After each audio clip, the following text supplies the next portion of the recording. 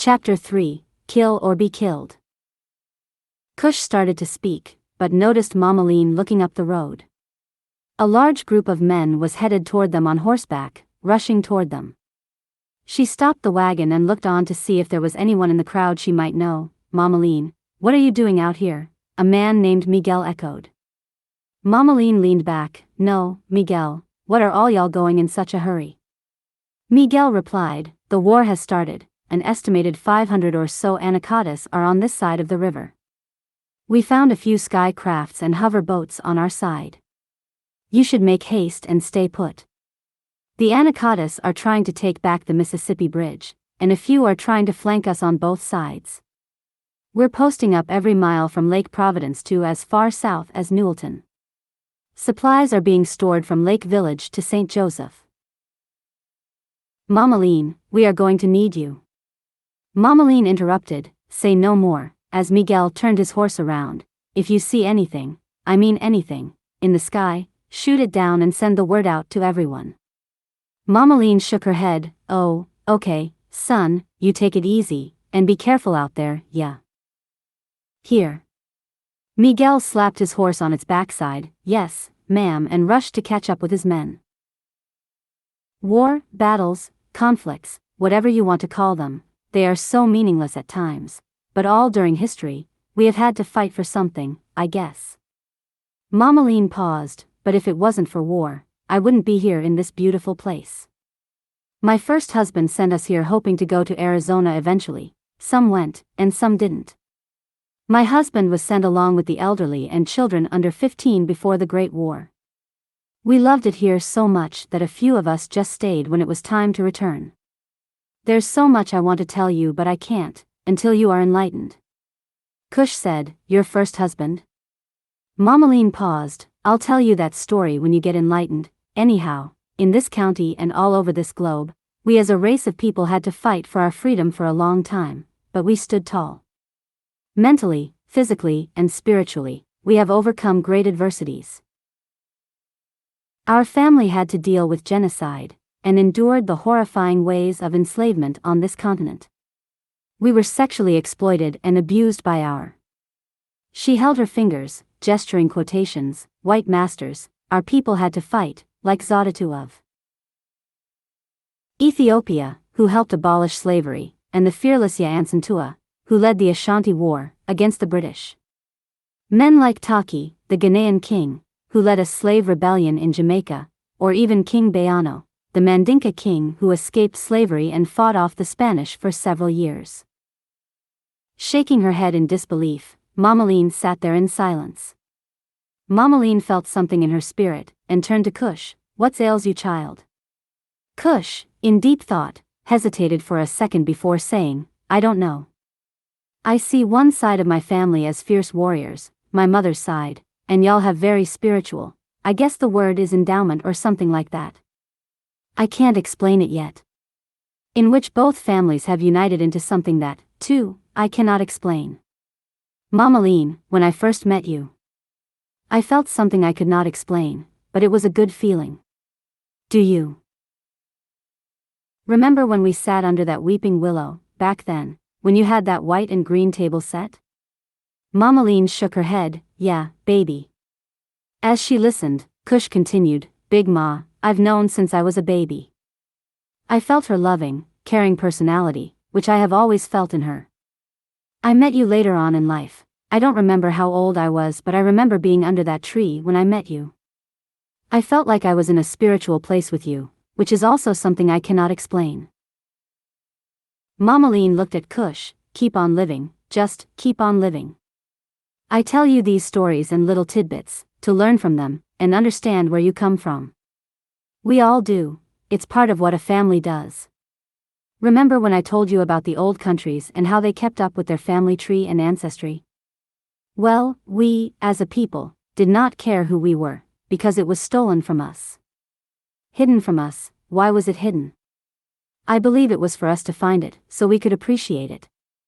Because we had a purpose, a prophecy in our bloodline. He had to see we were special and to respect the gift given to us. The deceiver hid it from us, but we had to recognize it for Sabaoth to finish his work. Our pride in ourselves had to be respected and revered. Your two families knew each other before the exodus from Arizona, but my son and your uncle became the best friends as the years passed. They used to call them two brothers from different mothers. And then your mother and father married. That's when we became one with you and your brother and sister. Sabaoth destined it, and it is, period. Now say it with me, keep on living. Cush looked at Mama Lean, and they both said, keep on living. Then Mama Lean said, as you get older, it'll all make sense. Mama Lean and Cush continued north on Highway 65 for half a mile before Mama Lean shouted, "Oh Lord, I forgot that quick." Grabbing an instrument and placing it in her ear, she tapped it a few times, and seconds later, it beeped. "Valley, Valley, you there?" Valley replied, "Yes, Kakahoya, go ahead." Mama Lean replied, "This Mississippi thing is getting worse. Take all the meats from McCall that are already packaged and get them ready to go to all my locations along Highway 17. Don't. Repeat, do not go past Highway 4. Whatever you have ready, start sending them out first. Thing in the morning. Start at Lake Village on one end and start at Waterproof on the other." Valley came back on the radio saying, "There are men here asking." Mama Lean interrupted, "Give them whatever they need, I'll try to get back before nightfall. I got to take care of my business in Lake Providence before I head back." Valley replied, "Over and out." Cush looked at Mama Lean in amusement and pride. "You got electronic devices too?" Mama Lean said, "Some of us do, and some of us don't. I rarely use mine, but I keep them handy, like in situations like this. If I hadn't had it, they would have to have waited until I got back, or I would have had to turn around, but this is important that I have to do, to me anyways." Mama Lean grabs the reins, slaps against the horses' backs, and shouts, "Giddy up!" Ha! Racing down the highway, they rush toward Lake Providence. They arrived at Cane Ridge Road until its dead end and walked through a wooded area about a quarter of a mile to a small house, just north of Round Lake, Donatella. Mama Lean shouted, "Kakahoya? Baby, I was about to shoot you. What are you doing out here in all this confusion? Who's that you got there with ya?" It was Mama Lean's sister-in-law, Papa Joe's sister.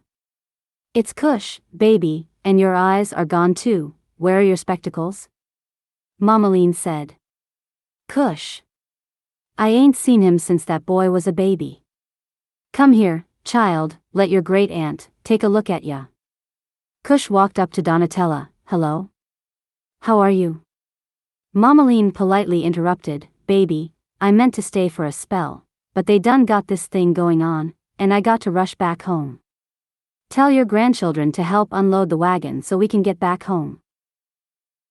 Donatella shouted, "Bella, Drew, y'all go get the rest of y'all, and get the stuff off Auntie Lean's wagon." 13 children bolted out the door, rushing past Mama Lean. "Hey, Auntie Lean," they said as they passed her. Mama Lean shouted as they all vanished into the woods, "All that stuff is y'all, so be careful with those eggs." Donatella looked at Mama Lean, "Thanks for the food and stuff. We sure enough needed it. Y'all come on in. That wagon will be unloaded in 2.3 seconds. We can talk for a spell before you head out." Mama Lean looked at Cush and smiled, "Go see your little gal friend and be back within the hour. Here." Mama Lean throws Cush an old samurai she had strapped around her back. "You be careful, ya hear?" He rushed to the wagon, and unhitched one of the horses from the wagon. When he reached Highway 596, he felt someone was watching him. The feeling got stronger as he headed south on the road. He stopped the horse and got off. 6 men walked out of the bushes. They were not Wakatilians by their clothing and had on rubber-like outfits, and each had a stitch of their own. Cush looked back and saw 2 more men behind him.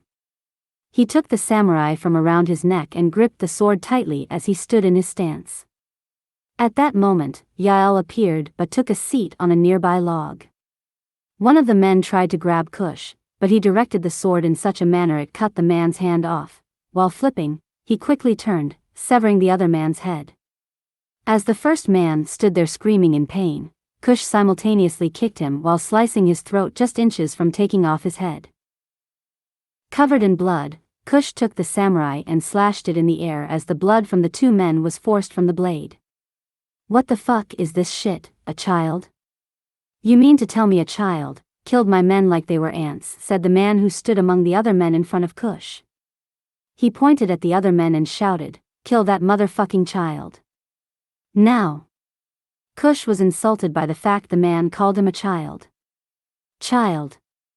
A child? I am Cush, son of Darwashi, heir to Samel, descendant of a Buxigan, son of Wanyanyekavu of the Tablita clan, and I am a man, not a child. Of the Almighty Sabaoth. Cush then stood with his feet pressed firmly against the ground as the four men ran up to Cush, two on each side of him. One man from each side tried to pass him so they could surround him, but Cush quickly stopped them. Kicking one man in the face, he turned and mule-kicked the other in the groin. The blade from Cush's sword slid through the man's midsection like a knife through butter. The man grabs his intestines as he went into shock, while Cush decapitated the man he kicked in the groin. The other two men pulled out some kind of weapon from their person. Cush cut one of the men's hands off, and the other man, he carved out a chunk of his shoulder blade, causing them to drop their weapons. Cush thrust his blade into the man's heart while twisting it in a 180-degree turn, killing him instantly. Killing all the men, the leader who stood in the back rushed Cush. Cush heard an object pass him with great force, and the leader of the men fell dead, before he could reach him. Cush turns and sees Mamaline, who had thrown a star that penetrated the man's skull, dead center between his eyes. "I ain't got time for this," shouted Mamaline. "It's time to go home and set our men up for battle. They are counting on us." Cush shockingly asked, "How did you know?" Mamaline said, "I felt them. I'm drawn to your light, like a moth to a flame. It is time for your enlightenment. However, true enlightenment is up to you." Cush approached Yael. "Why is it you did not help me?" Yael stood up. "My job is to teach and help when commanded. I taught Wanyanyekavu, and he has taught you and your people all so well. By the way, you are just as good as he was. The only thing, pain consumed him on his first kill." Yael looked over toward Mamaline, shaking his head with approval as Mamaline inspected the dead men. "It's time for your enlightenment. There's so much I need to tell ya, when you do get enlightened." Turning to Cush, she smiled, "Oh. And remind me not to call you a child." Yael smiled, and then he just vanished. Cush did not think about it until Yael had mentioned it. It was indeed his first kill, and he stood there in shock as Mamaline rushed towards him. "Cush! Cush!" He saw he was indeed covered in blood. He stood there for a moment. "I took someone's life away from them."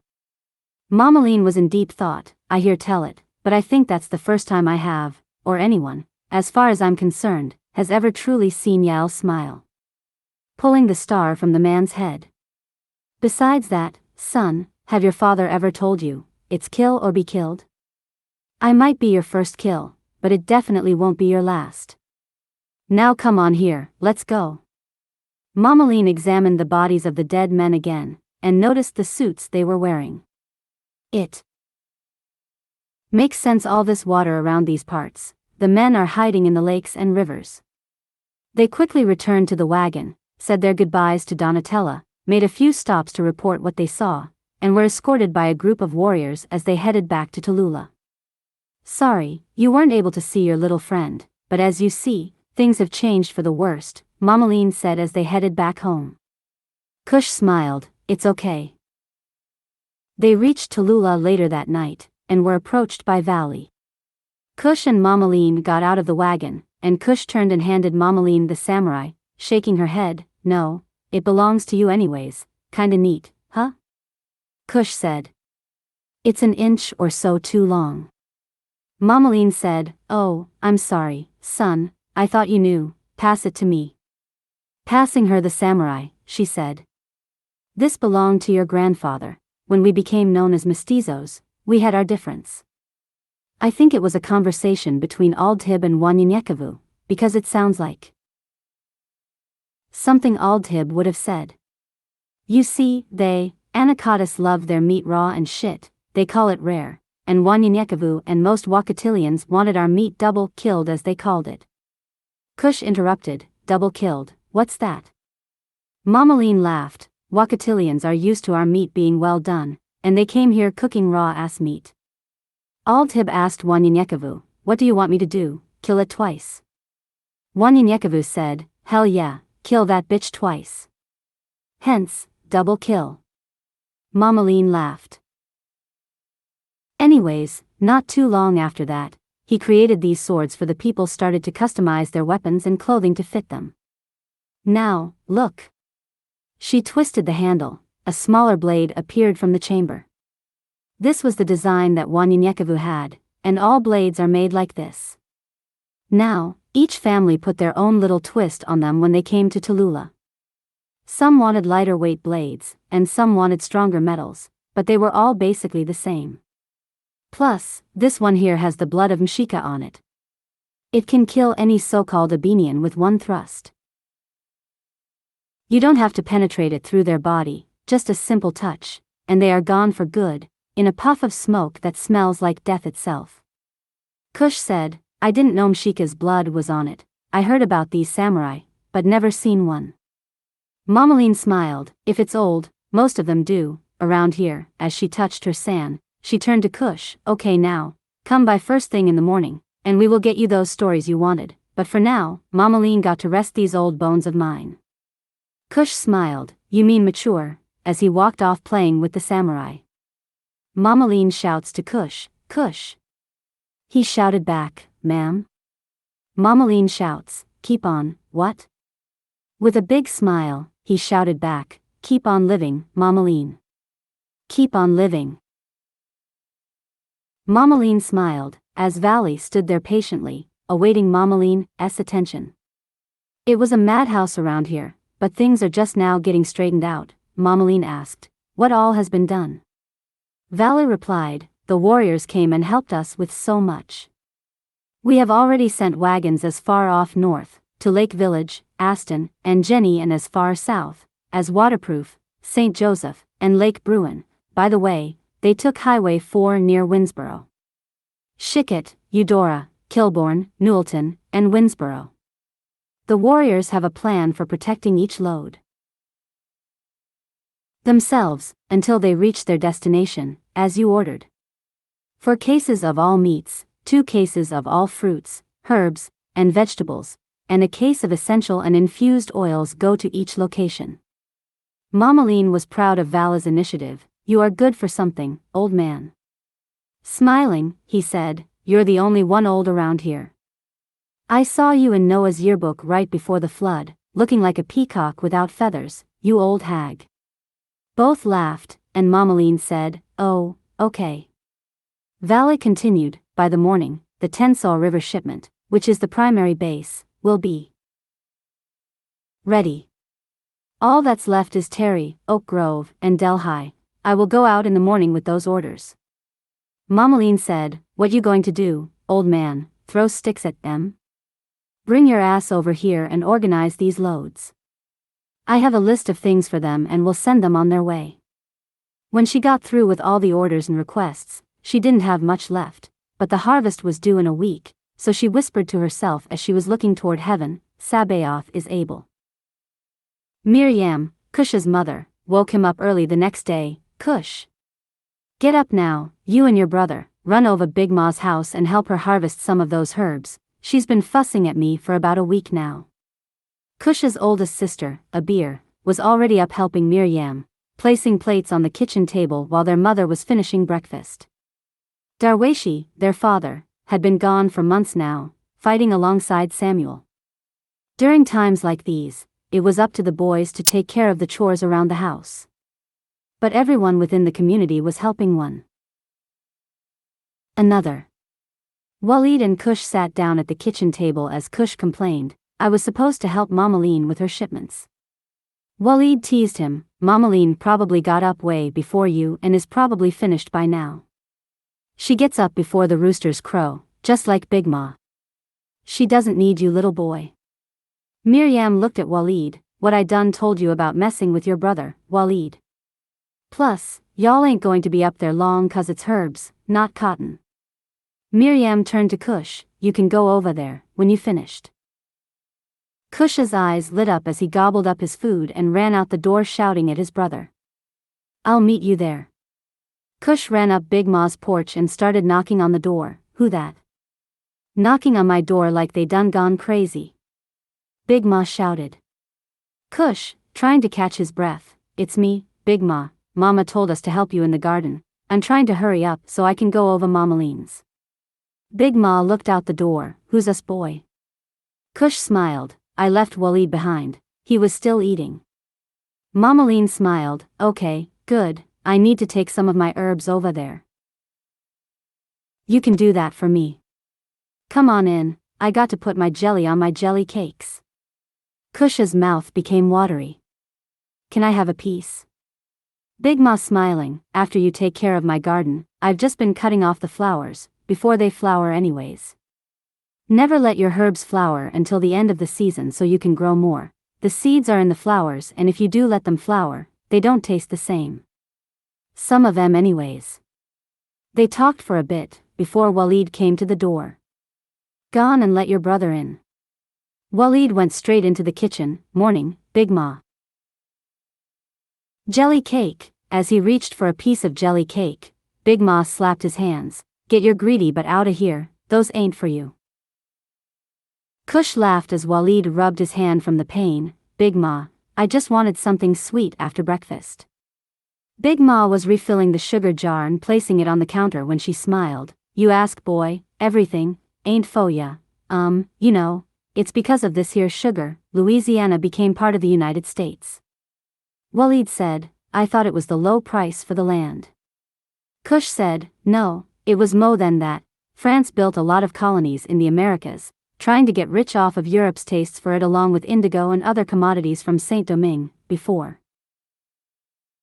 We knew it as Haiti, which was the sugar capital of the world. They controlled 40% of Britain and France's sugar and 60% of its coffee, which was the main and only reason for their brutal slave trade. Cush leaned against the kitchen sink. Slavery life expectancy was short and miserable. They died from two things, and neither one was old age. Yellow fever, and their brutal treatment. Their population turned over every 20 years. Just like in America, their slaves were the bottom rung of society and were simply expendable commodities. Big Ma interrupted. They were not allowed to vote, until some free blacks began organizing, and the French government granted them that right. But they refused to recognize their laws, causing violence and revolt. The slaves killed their masters and occupied and burned their plantations. France eventually abolished slavery. Under Toussaint Louverture, slaves took over the entire island of Hispaniola, including Saint-Domingue and its neighbor Santo Domingo. Cush politely interrupted, yeah, but Napoleon couldn't stand the idea of the island being controlled by former slaves. He plotted to take the island back and reinstate slavery, but failed. Napoleon realized his dream of a French empire in the Americas might be doomed. He'd planned to send troops to Louisiana to take over the colony, which he had received from the Spanish, through a secret treaty, hoping to use the territory as a trading venue for the commodities produced there. But his plan was useless, if Haiti was under the control of the slaves. Thomas Jefferson and his cabinet didn't want the French, so close to the United States, and used the revolt as a bargaining piece. They approached the French with an offer to buy New Orleans. To their surprise, France offered to sell them the entire territory of Louisiana instead, because Haiti had become an independent country ran by the victorious former slaves. But though the victory eliminated slavery in Haiti, it ironically doubled the size of the U.S., which increased slavery in this country. Big Ma shook her head in agreeance, as she thought for a while. Okay, Cush, it's getting late now. You take old Gemini out to Cacahoyas and give her some of these supplies, while me and Walid do the gardening. We ain't going to be that long. Waleed and Big Ma grabbed some tools, while Cush loaded up the saddlebags on Gemini's back and headed north. Cush spoke to Gemini. Gemini, sorry you couldn't go to war with Dan-Daddy, Big Ma said. He said, you're getting too old. Gemini made a strange noise and shook his head in disagreement. I'm glad you're not gone with him so we can hang out more. Gemini nodded. Cush shouted, come on, boy. Let's show Dan-Daddy he's wrong about you. You ain't old. You're mature. Gemini picked up speed and raced to Mamaline's house. As Cush arrived, the house had warriors leaving. Mamaline saw them, Gemini and Cush. Fancy seeing you two together. Cush smiled, Mamaline, I came as quickly as possible. But I had to help Big Ma, but she sent some supplies for ya and some jelly cake. Mamaline smiled, sit down and have a piece with me. Walking over to a basket, she looked at Gemini. Here, Gemini, I got you some fresh green apples. Sitting down and eating the cake, Mamaline said, now, let's see, where were we? The last place I left off, Deke and Dasinga had just officially met, and he spent all night at work telling her about the Torah? Cush said, yes, I remember. Mamaline said. Well, one night, while waiting for her to come to work, he happily approached her car. He walked up to her and opened her door. She took one leg out and paused, then she took the other leg and stood up. Are you wearing those rainbow panties for me? He said. She blushed, yes, I am. Dasinga could always make her smile or laugh, and it always delighted her to see him. Dasinga was always serious, and many saw that he was a little perky and always smiling at work, but he had never seen the look many of the men were giving him, but he didn't care either. One day Decay said, these men are all talking bad about you in front of me. He simply replied, some men are like women and simply are jealous, they will get over it after a while. Nevertheless, after a while, never came. He overheard some men and coworkers saying, how is it, a simple-minded man like that gets such a beautiful girl? However, he kept on about his business. Dasinga complained one night about how he was hungry, tired, and didn't want to work that night, and Decay said, I get off early tonight. If you can come over, I can cook you something to eat. Dasinga said, let me make a round or two, and I'll be there around midnight. He made his rounds and grabbed the keys from one of the security guards. Cover me for a while. I have to do something important, and be back around 1 or 2. The other security guard said, cool. Back then, you had to have a driver's license to drive any vehicle, unlike today, and so that was one strike against him, driving without a license, and he drove to Deke's house, and they talked and laughed. By this time, it was 2 in the morning for he had lost track of time.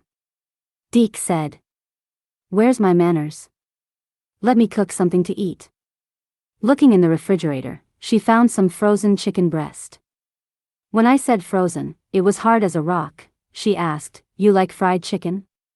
She took the frozen chicken and covered it in flour, and I mean no seasoning, just flour, and Dasinga sat there and watched with amusement. He said nothing for fear of making her feel embarrassed, until the grease started to smell burnt, and he asked politely, do you know what you're doing, baby? Smiling but also having a serious look on her face, yes, I do. Dasinga began to laugh inside but quickly took over and turned down the fire. Baby, you're going to burn these damn apartments down with your kind of cooking, and the grease has been hot enough a long time ago? She dropped that frozen chicken breast in the oil, and it just started popping and cracking, and smoke quickly filled the room.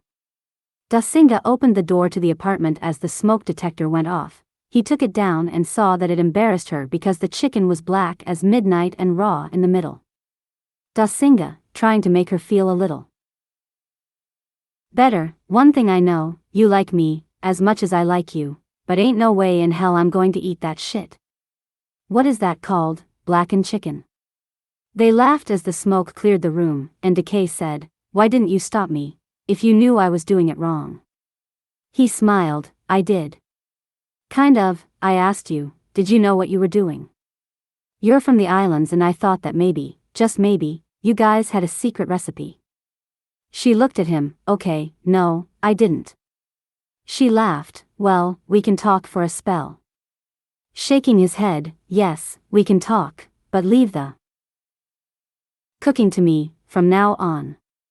After a small conversation about music and writing, Decay asks, can you recite a poem for me since you write? You talking about me and my cooking, let's me see if you can write? Dasinga insists that his book of songs and poetry was at home. She smiled, if you're good, just make one up.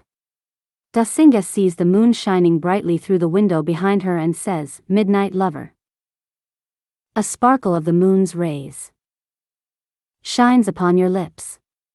Your eyes glitter, as I move toward your hips. A beautiful smile comes upon your face. The night air blows, so gentle against our bodies. As the temperature rises, I stare, you stare into each other's eyes. Heartbeats races, sweat begins to pour. As you and I making love, in the great outdoors. The air, that whistles through the trees, are our covers. Midnight moon, midnight breeze. Baby, I'm your midnight lover. Dasinga looked at the time. Oh shit. I'm going to get fired, let me get the hell out of here. It's almost 5 in the morning. Decay with an enticing smile, you going to leave me here, without a goodnight kiss? Dasinga replied, hell to the nah. He walks up to her, grabs her by the base of her back, and gives her a long, hard kiss, and she kisses him back. The passion grew, and he reached down and started rubbing her ass, and she started taking off his uniform. As he undressed her slowly, they became overwhelmed with passion. She grabbed him by the hand and led them to an air mattress she had on the floor. Dasinga said to Deke, it's been over 10 years since I've felt this way toward anyone and over 2 years since I have had sex. She smiled, it's okay. Ironically, an R&B group was on the radio called H-Town and the song playing was called Knocking the Boots. Mamaline laughed. Anyway, they had sex, but it was over before it began. Both of them were lying there sweating and out of breath, before she got up after a moment of talking, and she grabbed him by the hand and she took him to the bedroom, and they had mad and passionate sex. Dasinga smiled, baby, that was much better. She agreed. They took a shower together and bathed each other. Knowing he was fired, he stayed and wrote her a poem before he left. Make you wet. Close your eyes, visualized with your mind, frozen in time. A mood that captures your innermost feelings, your innermost mind. Picture this, walking out of the shower with water dripping from your body. A hot shower that you and I just finished. I take your body, still dripping wet with water. With hot baby oil, massage your body from head to toe. Hearing you say, I can't take no mo. Nevertheless, I continue. Slowly, I start with the feet. Massaging your bod, yes, a feeling comes over us as being complete. Baby, how does that feel? Baby, the feeling you are feeling is real. Rubbing my hands together, to create a soft, gentle heat. I close in on your innermost thighs. As my hands reach toward your precious jewel, a hard stiff erection comes over me. But I must continue with my display, 'cause the best part of lovemaking is foreplay. Slowly. Gently. Smoothly. Work my way to your sweet stomach. Then to your beautiful breast. Must confess, I'm doing my best. I massage until my stiff hard erection begins to throb. The sensation caused me to kiss your nipples until they stand to attention. Until they, too, are rock-ass hard. First the left, then the right. I then dim the lights as we continue our flight. Hearing you moan as I groan. As we make love. Being alone, a tear falls from your eyes, then I realized, it is time for your surprise. Slowly, I slip my fingers around your precious jewels, before I grab a mouthful, as I lick around. Until a pearl is found, and I hear you make a joyous sound. Softly, I feel your juices meeting with mine. However, it is not yet time. Grabbing your clit with my tongue. I hear you say, "Oh, baby, this is fun." I know now, I didn't do anything wrong. Matter of fact, I hear you singing a lovely song. I ask you the title. You reply, that it was for me, entitled My Ajani. That is me, as you can see. So, I take my stiff hard erection, rubbing it gently against your thighs. I move into your gentle insides, your precious jewels. Feel good to me. Circular motion, forward, and then gently back. As I caress your hair, your neck, your ass. Seconds pass, then minutes, even hours. As we are captivated by our emotions, feelings of love. I take your hands in mine. Kissing, hugging, loving. Until the climate reaches its peak. For both of us, heartbeat racing as we lose control. You grab me, with a tight hold. Water runs down our bodies in the form of sweat. I didn't mean to make you come, didn't mean to make you moan. I only just wanted to make you sweat, I only wanted to make you wet. Dasinga knew it was late, and the shift had long been over, and like I said, he knew he was fired, but it took a week or so, but he didn't fight it, because he left his post and drove the company vehicle without proper licenses. Dasinga knew that work in his field was more than plentiful, and he just looked for another job. Meanwhile, one day, Deke came to the bread and breakfast and said she was just visiting a college friend who lived around the corner and wanted to come by. She felt sorry about him being fired. She pulled up in a white Pontiac Fiero, and Dasinga met her.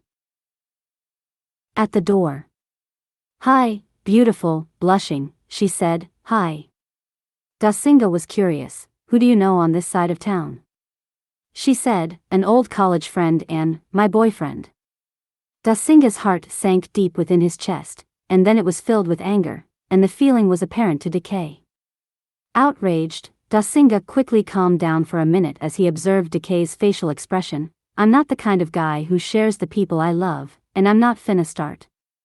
I know that we never once mentioned if any one of us was dating someone else, so you didn't lie to me, but this shit cuts like a knife, so when you are single again, come see me, but until then, stay the fuck away from me." Dasinga stormed back into the house and was mad for a few hours, cursing her out in his mind. He wrote, "Never satisfied." Ladies, what is going on? Confused about what you want? Is it so hard? So hard to be pleased. That's why you're always on your knees. Praying for what?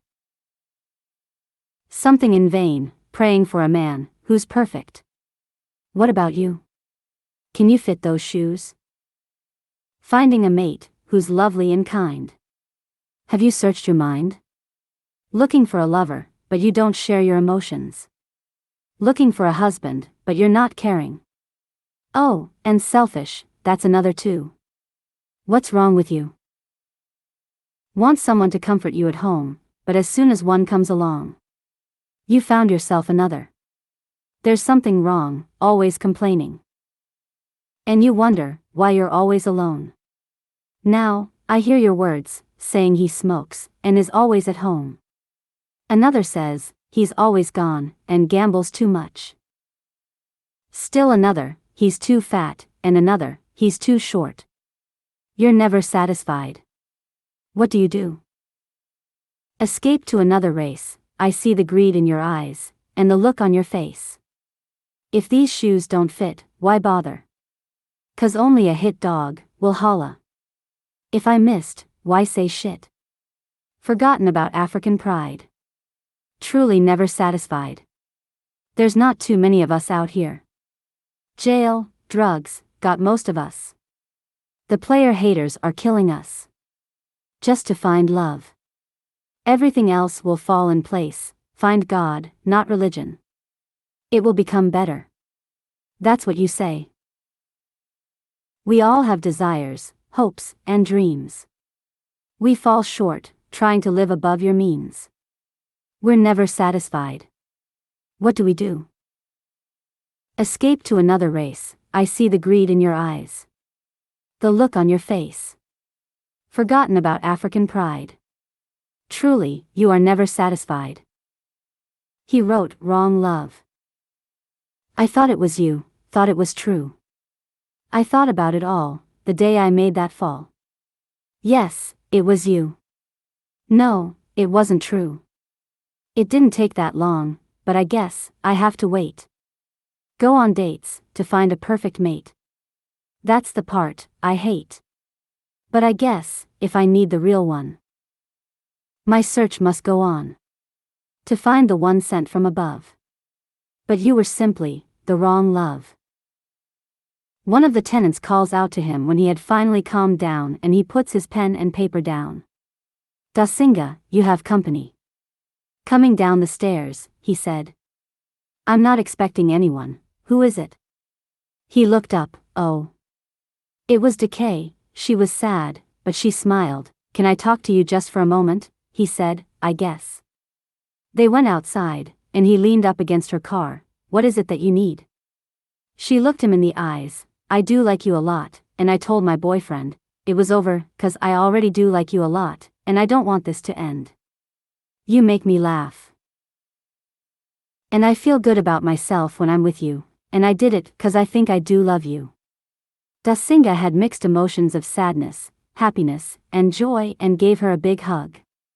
We have known each other for just a little while, and I too feel as you do. I got mad that you were seeing someone else. I'm just glad you weren't here when you left, because I called you all kinds of names, thinking you were like the rest of the women that I have been trying to avoid since I've been here, and at this very moment, I realized I was wrong. You are not like them at all. I'm sorry. She smiled. And Dasinga continued, let's start all over. He reached out his hand. Hi, my name is Dasinga. A tear rolled down her face. Dasinga wiped the tears from her eyes as she smiled. Hi, my name is Deek. This is the end of chapter 3. If you enjoy this story, please like it and share with friends and family. Thank you, L. James Bolan. And please visit the website and support us for more content like this, and more is coming.